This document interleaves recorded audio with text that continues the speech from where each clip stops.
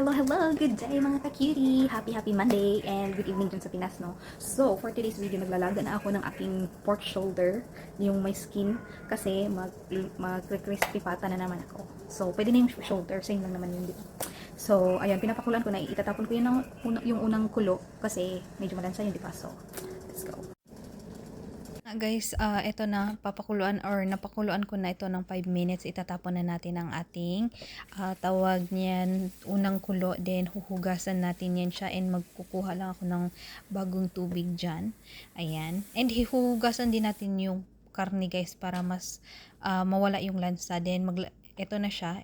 Lalagyan na natin siya ng mga pampalasa o mga pampa-aromatics. May luya at saka onion. Then, itong pork nor cubes, asin, paminta at saka MSG. Naglagay din ako. Konting-konti lang naman kasi may pork nor cube. So ayan, papakuluan lang natin siya until lumambot. Tapos ko nang napakuluan yung ating pata. Ito na yung itsura niya. Yan. I-air fry ko na ito siya. Papahiran ko lang siya ng asin. At siguro black pepper. And before that, magluluto muna ako ng kanin. Kasi rice. Kahapon hindi ako nag-rice for the whole day. So, magluluto tayo ng rice. Dalawa. Mga 3 cups. Kasi para sa sunod na araw. So, let's go. Ayan. Kapit na natin ito. Tayo ng rice. Ay.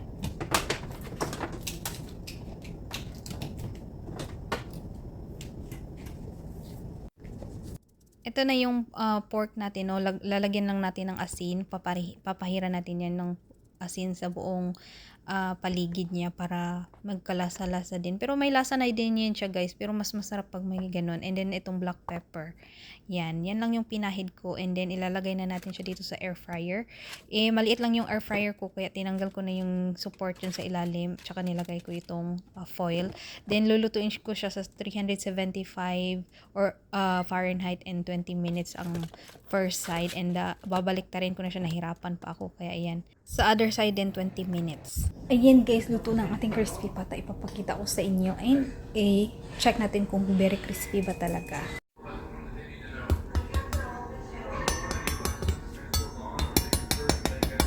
Very crispy guys. So, pasensya na kayo kung medyo maingay ang ating background. But, look at that. Init. Mainit pa. Palamigin muna natin.